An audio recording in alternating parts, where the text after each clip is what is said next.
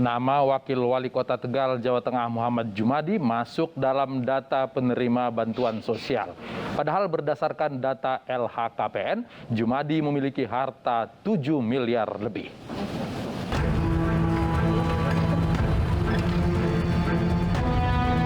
Seperti inilah kesibukan warga Kota Tegal saat akan mengurus data diri sebagai penerima bantuan sosial. Sedianya, bansos ditujukan bagi warga yang perekonomiannya terdampak pandemi COVID-19. Lantas apa jadinya jika penerima bansos memiliki harta miliaran rupiah? Hal ini terjadi di Tegal, Jawa Tengah. Wakil Wali Kota Tegal, Muhammad Jumadi, masuk dalam daftar penerima bantuan sosial. Nama orang nomor 2 di Tegal ini masuk dalam data terpadu kesejahteraan sosial Kemensos. Kalau istilah pendataan itu namanya anomali ya, nama yang memang tidak kita hendaki atau tidak pernah usulan tapi muncul. Dan itu juga ada nama misalnya seorang tukang becak jadi PNS, itu juga ada seperti itu. Nah, langkah kami apa? Jadi mekanismenya sebenarnya setiap data yang datang dari Kementerian Sosial kami verbal Pak. Kami verbal dan nama Pak Jumadi itu sudah kami coret, tidak termasuk yang menerima bansos. Berdasarkan data LHKPN, Jumadi memiliki harta mencapai 7 miliar rupiah, serta 10 bidang tanah dan 6 kendaraan dengan total mencapai 500 juta rupiah. Diduga kekeliruan lantaran ada kesalahan input oleh petugas maupun sistem.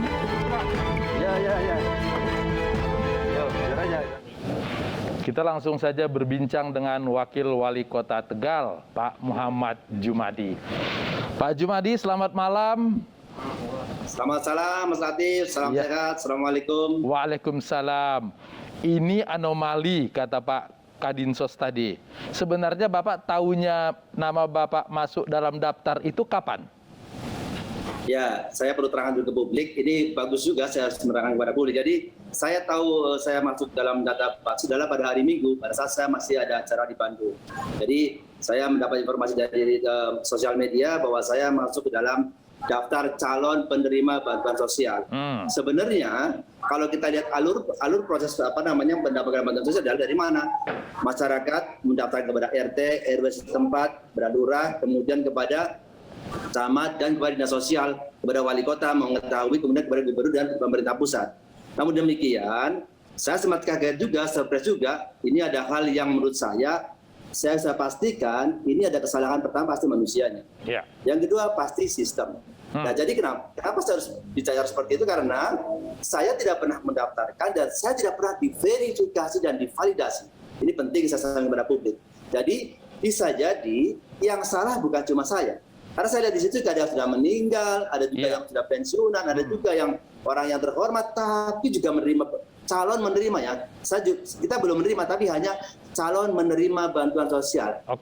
Nah, ini saya sampaikan kepada publik, biar publik juga tahu bahwasannya ini harus kita koreksi bersama. Jadi kalau menurut saya, dari kasus saya ini ada basic discuss untuk bangsa ini, bahwasannya untuk data kemiskinan jangan main-main.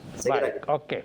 Ada pengumpulan data secara berlapis mulai dari RT, RW, kelurahan sampai ke camat dan sampai ke Pak Wali Kota juga. Kemudian ada validasi dan verifikasi. Apakah nama Pak Muhammad Jumadi ini sebetulnya mengacu pada nama orang lain atau memang itu betul nama Bapak? Nah, saya orang IT kan, jadi saya langsung cek dengan aplikasi dan memang betul itu nama saya, nick saya. Tetapi kalau menurut saya ada yang aneh di situ yang harus kita telusuri bersama. Jadi kementerian juga harus mau terbuka. Saya kemarin perintahkan dinas sosial untuk menyurati kementerian meminta klarifikasi terhadap data saya. Sampai hari ini belum dijawab oleh kementerian. Jadi harusnya kita harus terbuka. Jadi zaman sudah seperti ini, kita harus terbuka. Kalau ada kesalahan, kita akui, kita perbaiki. Jadi tujuannya saya memberikan informasi ke publik ini adalah untuk apa? Agar kita sama-sama memperbaiki kesalahan-kesalahan yang kurang pas. Kira-kira begitu. Dan harus diakui kalau salah. Bahkan saya pribadi, saya bersedia membantu kementerian, andaikan memang secara sistem itu tidak benar. Kebetulan karena seorang IT, saya pasti bantu kementerian. Dan saya yakin, saya pastikan, ini yang pertama, pasti salah input. Yang kedua, sistemnya salah. Kenapa? Saya mendapatkan informasi dari dinas sosial kemarin, saya panggil ke ruangan saya, mereka mengatakan bahwasannya di bulan November ada penambahan data secara langsung dari kementerian. Nah ini perlu dipertanyakan, untuk apa gitu kan? Nah, namun demikian, sekali lagi saya sampaikan kepada publik, ini bukan dalam rangka untuk mencari kesalahan siapa, tetapi untuk memperbaiki data ke depan. Kasihan Presiden Jokowi, Bu Risma sudah kerja capek-capek, ternyata ada kesalahan-kesalahan seperti ini. Dan ini menurut saya, saya juga agak surprise juga, kenapa tidak terjadi verifikasi dan validasi. Nah kalau seperti ini pasti akan saling menyalahkan. Misalkan, saya tadi Dinas Sosial Kota Tegal, mereka mengatakan saya tidak memasukkan data Pak Wakil. Satu, mereka menyalahkan pemerintah pusat. Pemerintah pusat juga pasti menyalahkan kita juga pemerintah daerah. Makanya, ayo kita cari solusi bersama, di mana letak kesalahannya dan di mana sistem yang salah, di mana kita harus perbaiki. Agar apa? Agar jangan sampai ada data-data seperti ini. Walaupun saya sampai hari ini tidak menerima bantuan sosial. Ya. Ini kan baru Calon. data yang dimungkinkan untuk mendapatkan bantuan sosial. Kira-kira begitu. Baik, tadi Pak Wali menyebut ini blessing in disguise kita. Sebetulnya dalam proses pengumpulan data itu dibuat oleh pusat atau daerah yang mengusulkan, Pak Wali? Nah, begini, kalau alur flow-nya harusnya daerah. Dari orang pribadi ke ke RT, ke RW, ke kelurahan, kemudian ke pemerintah daerah, dari wali kota ke provinsi, Pak Gubernur ke pemerintah pusat. Ya. Ada seperti itu. Namun kemarin saya dapat informasi juga ada yang dilakukan oleh pemerintah pusat, yaitu penambahan gitu kan.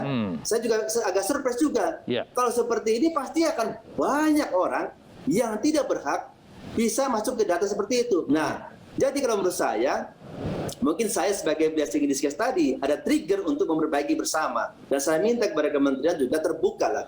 Ayo kita bareng-bareng cari solusi. Nggak usah malu-malu, kalau memang salah kita perbaiki. Ini zaman sudah terbuka seperti ini, harus sama-sama koreksi. Dan tidak usah saling menyalahkan, mencari jalan terbaik untuk bangsa dan negara ini. Baik, ini karena Pak Wali yang dalam tanda petik dicatut namanya dimasukkan dan Pak Wali keberatan, lalu kemudian ini menjadi rame. Tapi kan ada juga orang yang kemudian tidak berhak tapi masuk, dia diam-diam saja. Ini artinya blessing juga bahwa pendataan kita selama ini tidak baik. Kedepannya harus bagaimana Pak Wali? Yang pertama nih ya, libatkan pemerintah daerah secara terus-menerus dan dikasih tanggung jawab yang benar. Harus kita tanggung jawab, wali kota, bupati diminta untuk memperbaiki data dengan baik dan harus diverifikasi dan divalidasi. Yang kedua, andaikan ada kesalahan, pemerintah daerah bisa melakukan revisi atau mendelete itu data. Kan begini, ini zaman udah IT begini, tetapi saya kesalahan begini aja, nggak bisa pemerintah daerah, Dinsos, ataupun kita untuk memperbaiki data itu. Harus ke pusat. Kementerian.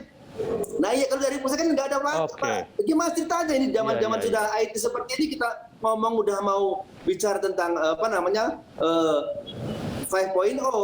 4.0 segala macam, tetapi nol, gitu kan? Nah ini yang saya sangat sayangkan. Jadi nggak apa-apa. Ini kebetulan saya agak mengerti itu. Jadi mungkin kita bisa bicara dengan kementerian, kita bantu bersama-sama untuk mencari solusinya. Ada yang lucu, kenapa? Bagaimana mungkin orang yang tidak mendaftarkan dirinya untuk mendapatkan bantuan kemudian masuk dalam daftar itu? Oke, baik. Ini tadi Pak Wali berulang kali bilang ini kesalahan sistem. Bisa juga karena manual kesalahan orang memasukkan human error. Ada kaitannya dengan kasus politik nggak kira-kira masuknya nama Bapak ke dalam daftar ini? Saya tidak mau lari ke arah sana, karena kalau menurut saya, kita berpikir positif saja. Saya yakin kita berpikir positif saja. Mudah-mudahan ini untuk memperbaiki tentang data kemiskinan di seluruh Indonesia ini. Dan saya melihat juga, dulu waktu pertama-tama saya menjabat juga saya sudah pernah sampaikan, ada beberapa anak yang baru lahir mendapatkan bantuan, ada. Orang yang sudah meninggal mendapat bantuan, ada.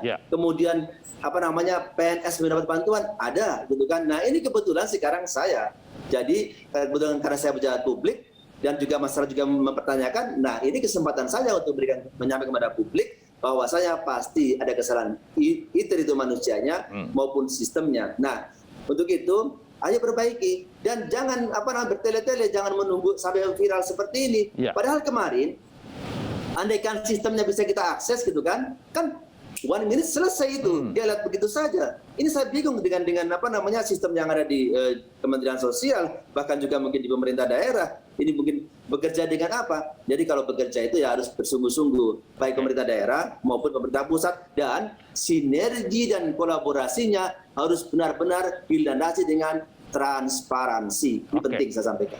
Data bansos yang tidak bisa diakses oleh daerah itu hanya oleh pusat, itu data bansos yang mana saja, Pak Wali?